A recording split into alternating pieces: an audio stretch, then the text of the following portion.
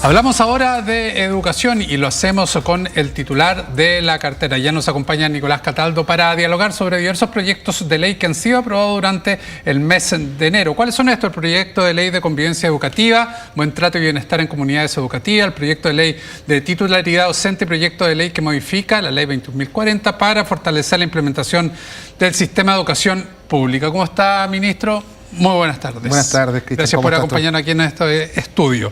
Claro, enero ya era el último mes, había que agilizar también todo el trámite legislativo. La cartera logra aprobar estos tres proyectos. ¿Qué significado tiene para usted primero que estos tres proyectos estén ya aprobados? Bueno, primero son proyectos muy emblemáticos, muy claves, por varias razones. Convivencia, yo creo que ha sido manifiesto cómo hemos tenido dificultades desde el retorno a la pandemia hasta ahora. Aislando los hechos de mayor connotación, cosas que han sucedido, por ejemplo, mayor violencia, que ya tienen que ver con otras cosas, ¿no? Estamos hablando de la convivencia cotidiana en una sociedad que está más violenta que antes, no sé qué decirlo, y por tanto permea aquello en la escuela, y por tanto dotarnos de un marco normativo que regule de mejor manera, digamos, este conjunto de relaciones que hay dentro de una escuela, pero no solamente la del estudiante con sus pares, también con los profesores, con los apoderados, son los directores, son los entornos, ¿no? Por lo tanto, dotarnos de una herramienta de estas características que aborda de manera transversal y que genera dispositivos nuevos, ¿no? Me parece que es muy importante. Por ejemplo, dentro de la ley se crea un programa de bienestar socioemocional. Va a haber una inversión de más de 180 millones de dólares que se va a hacer a nivel universal, es decir, todos los establecimientos financiados por el Estado van a tener esto en un régimen que se va a alcanzar de aquí al final de la década y que efectivamente lo que hace es volver a situar la jornada escolar completa para aquello que fue concebida. Los talleres después de la jornada escolar regular, lo que tiene como objeto la formación integral, pero también tiene como objeto mejorar la satisfacción de los estudiantes que van a la escuela. Muchas veces pasan estas cosas de que los niños van sin ganas, va a impactar en rendimiento, en asistencia, en fin. O incorporar a los enfoques actuales de abordaje de los problemas que se desarrollan en las comunidades educativas, enfoques colaborativos para la resolución de conflictos, ¿no?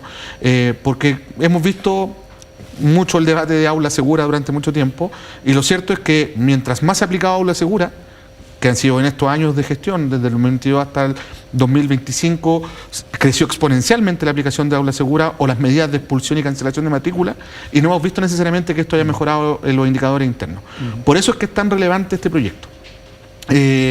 Así que esperamos... Perdón, sí, ministro, ¿incluye, por ejemplo, el trato que hay con aquellos alumnos que participen en estos hechos de violencia, como son las protestas de los overoles blancos, por ejemplo? Es que eso ya tiene un marco regulatorio, o sea, es que se incorpora... Este marco normativo, la ley, ahora va a ser ley de la República, de convivencia y buen trato de las comunidades educativas, genera un marco general, es como una especie de ley orgánica de la convivencia educativa, que obviamente modifica normas, crea nuevas, pero también parte de la base de las normas que ya existen en el sistema. Esto no altera, por ejemplo, los dispositivos de aula segura u otros, las perfecciona, mejora, precisa, pero no se suspenden esas medidas. Entonces, la pregunta que uno se tiene que hacer acá, Cristian, es dónde empieza y dónde termina el papel de la escuela respecto a algunos hechos de violencia. Hay algunos que son abordados y deben ser abordados en la escuela, incluso estos de mayor connotación, como los overoles blancos que dices tú, tienen un ámbito de desarrollo en la escuela, que tiene que ver con lo formativo, pero llega un punto en que ya comienzan no a haber disrupciones o conflictos internos, sino que ya son delitos. Y cuando hay delito, corresponde que actúen los órganos que son competentes para ello. Me refiero a las policías, me refiero a la fiscalía, ¿no? Y eso es lo que se ha estado coordinando también en todo este tiempo y la fiscalía ya está actuando al respecto. Este fortalecimiento que sale en este proyecto en particular de lo que es la jornada completa, ¿conlleva a que hubo una evaluación, una revisión y que no estaba funcionando como corresponde? Claro, o sea, lo que terminó ocurriendo desde los 90 hasta ahora es que la jornada extendida, ¿no? La jornada escolar completa, estas horas que se amplió la jornada en la tarde, pasaron a ser más horas para preparar, digamos, a los estudiantes en aquellas dimensiones que se evalúan, ¿no? En el CIMSE. Esto generó estrechez curricular porque empezamos a transitar todos los esfuerzos del sector a la lectura, a la lectoescritura y a las matemáticas, lo que no está mal, pero no es todo, digamos, la formación integral, la formación ciudadana, la formación artística, musical, deportiva, en fin, todo eso también es importante. Y por otro lado, la jornada escolar completa se creó para satisfacer los intereses y las necesidades de los propios estudiantes. de manera tal que el estar en la escuela fuese un acto satisfactorio, ¿no? Deseado. Y lo que nos encontramos es que había más clases igual que en la mañana. Entonces, eso no es estaba lo que cumpliendo el objetivo. no se cumplía el objetivo, ¿no? Salvo algunas excepciones que efectivamente organizaban de otra forma sus tiempos. Entonces, el financiamiento de esto a través de la ley de convivencia va a traer como consecuencia, digamos, un poco restituir el sentido original de la jornada escolar completa, lo que le va a quitar presión a la escuela, va a hacer que los niños vayan más contentos. Esto todo en fin. ahora desde el inicio de marzo. Correcto, o sea, tiene que promulgarse la ley, Claro, esta sí. tiene algunas normas que son de carácter constitucional, por lo tanto tienen que ir a revisión del Tribunal Constitucional, que deja de funcionar en febrero. Entonces, mire, lo más probable es que... Segundo semestre. O sea, lo más probable es que la ley se publique incluso después del cambio de mando. Ah, ¿no? ya. Es probable que salga con la firma del próximo presidente y de la próxima ministra. Ya. Pero la tarea ya está hecha, se lograron un acuerdo, fue un debate largo, muy largo, que implicó mucha construcción de acuerdo. Vamos al segundo proyecto que tiene que ver con el fortalecimiento, proyecto de ley de titularidad docente. ¿Qué conlleva este proyecto? ¿Cuáles son los puntos principales? Bueno, los profesores y profesoras tienen una estructura contractual, digamos, que fija la norma entre contratas y titulares. Los titulares pasan a ser titulares de la hora, lo que no significa inamovilidad, al contrario.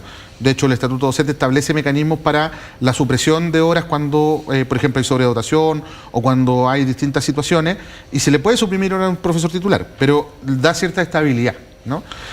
Y la contrata es un contrato anual, que se tiene que renovar año a año. Hoy día me encontraba con una profesora, una colega, en el Congreso que me decía, yo llevo más de 10 años a contrata. Todos los años no tengo la certeza de si al año siguiente voy a tener trabajo. Eso no es razonable. El Código del Trabajo dice que con 2 o 3 renovaciones consecutivas ya pasa a ser cierto plazo fijo, indefinido, y por tanto es susceptible de indemnizaciones u otras. Entonces esto viene a ordenar un poco el asunto y esto es importante circunscribirlo en un ámbito más amplio, porque si no se ve como una medida como laboral suelta. Esto está inserto en el plan de docentes para Chile, ¿no? Un plan que lo que busca es fortalecer la profesión docente porque estamos en una crisis. Hay menos estudiantes de pedagogía que antes. Los profesores que están ejerciendo la labor docente se están retirando antes del ejercicio profesional. Hablábamos recién de convivencia. Muchas de estas cosas pasan hoy día en que se transgrede al propio profesor, ¿no? La autoridad pedagógica, donde es agredido por profesor, por estudiante o por apoderado. Entonces, las condiciones en las que se ejerce hoy día la docencia son muy complejas. Y por eso es que fortalecer la profesión docente y darle cierta estabilidad, garantía, certeza, también va a apuntar a retener a más profesores. Entonces, lo que hacemos hoy día es hacer una ley de titularidad para darles estabilidad, que ya se ha hecho antes, esta es la quinta ley que se legisla de esto, pero incorporamos algo nuevo, Cristian. ¿Qué es lo nuevo? Que ahora pasa a ser permanente. Entonces tenemos un mecanismo en el que ya no se va a tener que poner en una agenda de los profesores para que se movilicen, para que el gobierno de turno lo escuche y haga una ley cada 4 o 5 años, sino que ahora vamos a tener un mecanismo que por default va a ir operando. ¿Y qué docentes van a verse beneficiados? ¿Tiene algún...? Todos aquellos, sí, tiene criterio. Todos aquellos que tengan 4 años continuos. Imagínate, o sea, tampoco el estándar es bajo. Que hayan estado 4 años ejerciendo como profesor en una misma escuela con un mismo empleador, ya sea continuos o discontinuos, pero dentro de 6 años. ¿Ya? Y con eso se reconoce que en realidad ese contrato que es para labores transitorias, la contrata, en realidad está mal utilizado, corresponde que sea titular porque en realidad está cumpliendo labores permanentes. Después de 4 años ejerciendo, evidentemente ese profesor está para labores permanentes y no transitorias. ¿Esto conlleva un gasto público alto? No, de hecho no tiene gasto fiscal. El informe financiero que presentamos y también los que han presentado, el último se hizo con el gobierno del presidente Piñera, la diferencia es que ahora es permanente. Siempre han señalado que esto es sin costo fiscal. ¿Por qué? Porque al profesor contrata o titular, independientemente de la figura que tenga, si se suprimen horas, el Estatuto Docente contempla indemnización. Perfecto. Es que se me iba a preguntar, porque una persona, un trabajador en cualquier empresa ya pasa a constituir en el fondo cuando una carga financiera. Cuando la causal es la supresión de horas, según el Estatuto Docente, siempre... Hay que tenerlo respaldado además. Por supuesto. Claro. Eso siempre se indemniza, sea contrata o titular. La diferencia es que el contrata tiene que renovar año a año, ¿no? En cambio, el titular ya no necesita estar renovando, sabe que va a continuar, a menos que se le supriman sus horas de trabajo, ¿no? Perfecto. Un paréntesis solo. ¿Cómo estuvo la postulación a la docencia a la pedagogía en este proceso? Disminuyó lo que era esperable en el sentido de que este año aumentó el requisito. Sí. ¿Te acuerdas no que tanto como hubo una discusión? Claro, tendría que haber aumentado mucho más. O sea, que habría sido mucho más grande el impacto de acceso. Por eso nos dio la razón de que había que legislar para atenuar la curva de crecimiento sin detener el aumento de los requisitos. Queremos mejores profesores, sin duda. Queremos que los mejores entren a estudiar pedagogía. Pero es un proceso que no se puede forzar. Hay incentivos que generar, pero no se puede forzar. Disminuyó, no poco, disminuyó, pero mucho menos que si no hubiésemos legislado. Ya, vamos al tercer proyecto y que tiene que ver con la modificación a la ley 21.040 para fortalecer la implementación del sistema de educación pública, los famosos SLEPs. Así es. Bueno, este proyecto lo que viene a hacer es, luego de todas las evaluaciones que han habido desde 2018 hasta ahora, universidades, expertos, hay un consejo de evaluación además que transversalmente ha hecho recomendaciones. Por primera vez nos hicimos cargo, digo nos como Estado, sí, claro, porque acá estamos hablando de dos gobiernos distintos, pero por primera vez nos hicimos cargo a través de una modificación legal estructural, que dijo, bueno, la norma existe, es una ley de la República, ha avanzado, hay resultados positivos, pero también hay cosas que hay que corregir, evidentemente, no podemos negarlo, y por tanto hay que hacerse cargo de esto. Entonces, entramos en todo un proceso de modificaciones legales para fortalecer la transición hacia los nuevos servicios locales, es decir, fortalecer todo lo que pasa antes de que se traspasen para que luego el traspaso sea más ordenado, y también fortalecer la gobernanza del sistema a propósito de, luego ya cuando están en régimen los servicios locales con las escuelas en su poder, poder coordinar mejor el trabajo técnico-pedagógico, fortalecer la gestión, que en definitiva es lo que queremos. Ya, se fortalece la educación pública, que fue el gran objetivo cuando nacen los SLEP, y esto se lo pregunto como ya casi como una evaluación, independientemente de cada cosa que hemos vivido en Atacama, en el sur con el paro, con el despido de algunos profesores, a su juicio, desde que nace en 2018 hasta el día de hoy, ¿la educación pública para usted se ha fortalecido con este sistema? Mira, si uno mira los datos de los servicios locales respecto a los indicadores que uno siempre está monitoreando, aprendizaje, ¿cierto?, a través del CIMSE, asistencia, desvinculación, revinculación, es decir, aquellos que se nos están yendo del sistema, así como también aquellos que estamos logrando devolver al sistema. Los indicadores que nos presentan los servicios locales, que en todos los indicadores está creciendo a un ritmo más rápido que el resto del sistema. Pero las matrículas no. Lo que pasa es que, o sea, depende del territorio. Ya. O sea, hay lugares como, por ejemplo, en Alto Hospicio, donde estamos abriendo colegios a través del servicio local. Hace 6 meses se comenzó a construir una escuela, yo la fui a inaugurar hace pocas semanas, hace una semana, 2 semanas atrás, un establecimiento tremendo, 700 estudiantes, que está ya con sus matrículas totalmente ocupadas. Hay otros lugares donde la matrícula va disminuyendo. Tiene que ver con fenómenos demográficos y también migratorios.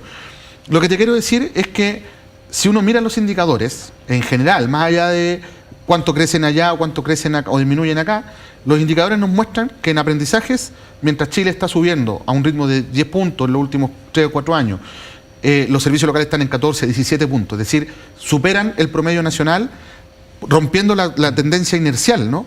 En asistencia nos pasa lo mismo, en revinculación, estamos logrando revincular a más estudiantes y estamos logrando retener también a más estudiantes, considerando que además los servicios locales concentran una proporción de estudiantes vulnerables mayor. Es decir, además estamos cerrando brechas sociales. Ahora, este dato que te doy al final es súper importante. Si los servicios locales concentran más estudiantes vulnerables, significa que los niveles de pobreza de las comunidades que estudian en escuelas administradas por servicios locales es mayor. ¿Por qué? Porque hemos hecho una focalización en instalar los servicios locales en los territorios más deprimidos, donde los municipios hace mucho tiempo que habían dejado de pagar cotizaciones previsionales, están en una situación relativamente de caos, ¿no? Y justamente el servicio local ha llegado a estructurar un ordenamiento de eso. Es por eso que también los resultados agregados son más bajos, pero con un crecimiento inercial ¿Confía que mayor. se mantenga el sistema? Yo confío en que esto es necesario. Yo creo que eso, cuando legislamos una ley con los niveles de transversalidad que tuvo la reforma de la educación pública, lo que aprobamos el día de hoy en la Cámara, yo tengo la impresión de que críticas más, críticas menos, esto está consolidado. ¿Y por qué lo digo? Primero porque es una reforma gigantesca al Estado, ¿ya? O sea, más grande incluso que la reforma procesal penal, desde el punto de vista de su envergadura. Segundo, lo estamos haciendo en democracia. La municipalización ocurrió en dictadura, nadie podía opinar, si te gustaba bien, si no te gustaba bien también. En cambio acá tenemos a todos opinando y eso es muy bueno. Y lo importante es que mientras estemos en transición, hay que seguir evaluando la política y seguir haciendo correcciones tantas veces como sea necesario. Yo creo que en eso no hay que tener ninguna inhibición. Antes que me rete el ministro, que ya tenemos que despedir, pero quien es la próxima ministra de Educación perteneció, ya ahora va a estar ahí en su función en el ministerio, pero formó parte de un centro de pensamiento muy crítico con los SLEP. ¿Qué le parece a usted la llegada de María Paz Arzola? Mira, yo no soy quien para evaluar a la llegada de la nueva ministra. Me ha tocado compartir y trabajar con ella en algunos temas. Ella no fue parte del panel de expertos que nos ayudó con la propuesta de reforma al sistema de admisión escolar, donde se construyó un acuerdo que luego lamentablemente no prosperó en el Congreso, a pesar de que tuvimos el acuerdo. Pero lo importante un poco, recordando lo que nos decía hace un ratito atrás en la nota el presidente electo, ¿no? Él no se va a parar a Panamá como el candidato, se va a parar como el presidente electo, por lo tanto representante de todos los chilenos y chilenas a pesar de todas las diferencias que tenemos. Y en el caso de la ministra, y lo digo por experiencia propia, también a ella le va a corresponder ser la ministra de Educación de todo el país. Y eso incluso significa muchas veces que a pesar de lo que uno piensa específicamente, está obligado, digamos, a mirar esto con una perspectiva más amplia. Porque si no, los conflictos van a ser mayores, la disrupción sobre el sistema va a ser mayor, la inestabilidad que se le provoca al ecosistema educativo va a ser mayor y eso no es bueno para los resultados. Muy bien, ministro, muchísimas gracias por estos minutos con nosotros. Que vaya muy bien. Rápidamente, nos vamos a una pausa, regresamos.